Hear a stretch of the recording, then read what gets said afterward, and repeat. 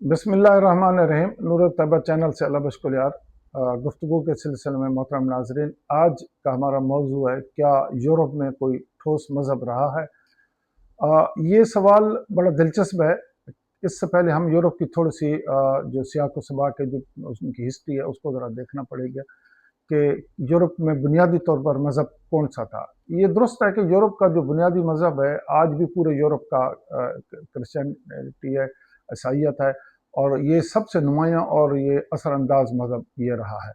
ये एक्चुअली मज़हब हज़रत ईसा अलैहिस्सलाम की तालीमात पर मबनी है और तकरीबन चौथी सदी ईस्वी में यूरोप की तहजीब, सियासत और माशरत पर गालिब रहा है ये मज़हब। ख़ास तौर पर रूमी सल्तनत का ईसाई मज़हब को कबूल करना, और ये एक बहुत बड़ा मोड़ था जब रूमी शहनशाह ने ईसाई मज़हब कबूल किया, कुस्तुनतीन ने। तो उसने ही फिर ईसाइयत को सरकारी मज़हब करार दिया। यूरोप में मज़हब सिर्फ ज़ाती अकीदा नहीं था, बल्कि जो चर्च का एक ख़ास किरदार है, इस पहलू को हम देखेंगे कि जो चर्च है वो उसमें तमाम हुकूमतें और तमाम बादशाह जो थे वो चर्च के ही कंट्रोल में थे। बादशाहों की जो ताजपोशी होती थी, मजहबी मंजूरी, वो भी चर्च देता था, कलीसा देता था। और इसी तरह कानून, तालीम और अखलाकियात पर चर्च का मुकम्मल कंट्रोल था। नाजरीन, उसकी मिसाल के तौर पर हम देखते हैं कि कैथोलिक चर्च जो था ये सदियों तक पूरे यूरोप पर असरअंदाज रहा, और इसके अलावा यानी चर्च की मंजूरी और चर्च की जो तालीमात है उसके बगैर कोई अमेंडमेंट, कोई लॉ में, कोई कानून में कोई इस किस्म की कोई तब्दीली या ऐसे कोई नज़रियात अखज़ नहीं किए जा सकते थे या अडाप्ट नहीं किए जा सकते थे जो कलीसा या चर्च के ख़िलाफ़ हो।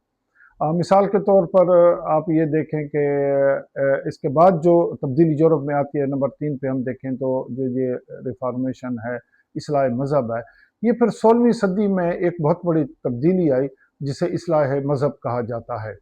इस तहरीक की क़यादत तो मार्टिन लूथर ने की, और इसके नतीजे में यूरोप में बहुत सारे फिर मसालिक पैदा हुए, जिस तरह कैथोलिक, फिर प्रोटेस्टेंट, और फिर इसके बाद ऑर्थोडॉक्स, इस तरह के फिर ये कई उसमें फ़िरके ईसाइयत के अंदर पैदा हुए।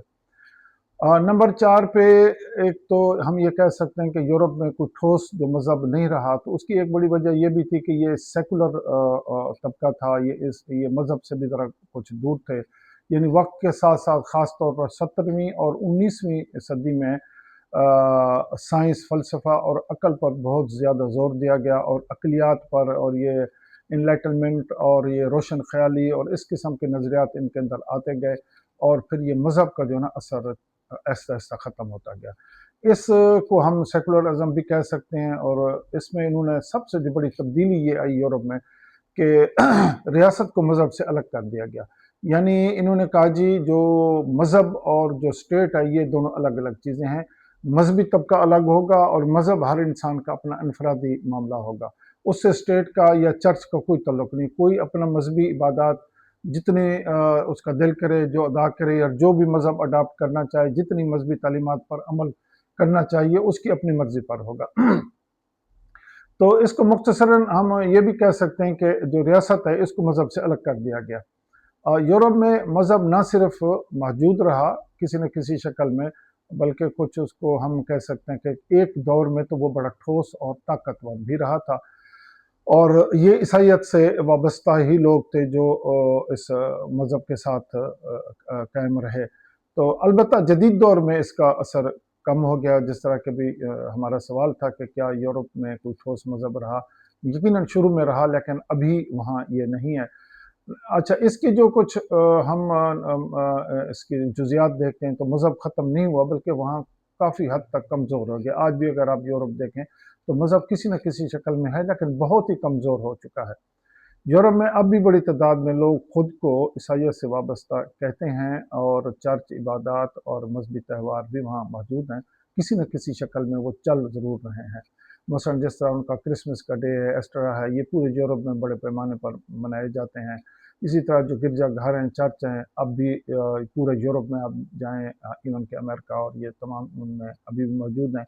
लेकिन उनमें हाज़िरी बहुत कम है नाज़रीन, چونکہ اب وہ مذہب ایک لوگوں کا انفرادی معاملہ رہا ہے، تو لوگوں کے اندر جو مذہب کی جو ایک روحانیت تھی وہ ختم ہو گئی، کیونکہ یورپ میں بہت سارے نظریات نے جنم لیا۔ ان نظریات کی وجہ سے اس میں ریشنلزم آ گیا، کئی اس میں اور بھی نظریات آئے، تو وہ مذہب سے لوگ ایسا ایسا دور ہوتے گئے۔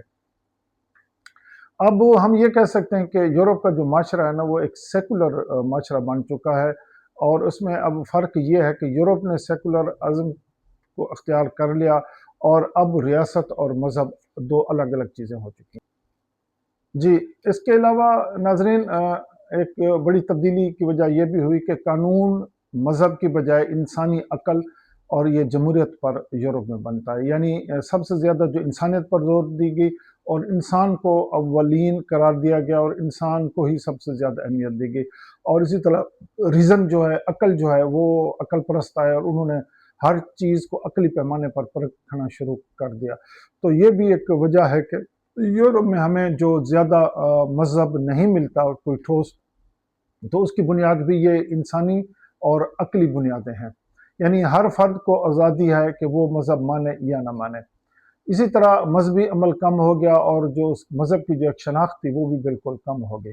تو آج کے یورپ میں ہم یہ کہہ سکتے ہیں کہ بہت سے لوگ ثقافتی عیسائی ضرور ہیں، یعنی نام کے عیسائی ہیں، برائے نام، اور باقاعدہ عبادت کرنے والوں کی تعداد بہت کم ہے، اور نوجوان نسل زیادہ تر مذہب سے بہت دور ہے، اس میں الہادیت کا بھی ہے اور ایتھزم کا بھی ہے، بہت سارے ان کے نوجوان اس طرف زیادہ جا رہے ہیں، اور اس سے ہم کہہ سکتے ہیں کہ مکمل غیر مذہبی یہ بن چکے ہیں، یعنی بس یہ صرف ان کا ایک مذہب برائے نام ان کے اندر رہ گیا ہے۔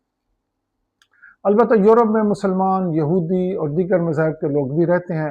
کچھ ممالک میں مذہبی رجحان اب بھی کافی مضبوط ہے، مثلا اگر آپ پولینڈ اور کینیڈا وغیرہ ان ممالک میں دیکھیں تو ان میں مذہبی رجحانات کچھ زیادہ ہیں۔ اختصار ہم یہ کہہ سکتے ہیں کہ یورپ میں مذہب ختم نہیں ہوا، بلکہ نجی زندگی تک محدود ہو کے رہ گیا، یعنی پہلے مذہب معاشرہ اور ریاست پر حاوی تھا، اب وہ زیادہ تر فرد کے اندر تک، یعنی فرد کی ذاتی زندگی تک محدود ہو کے رہ گیا ہے۔ یہ کہنا وجہ ہے کہ یورپ میں ٹھوس مذہب تو رہا ہے، لیکن اب اس ٹھوس مذہب کی کوئی بنیادیں نہیں ہیں، اب کئی نظریات نے وہاں جنم لیا ہے، اس وجہ سے وہاں پر اب مذہب برائے نام رہ گیا۔ شکریہ۔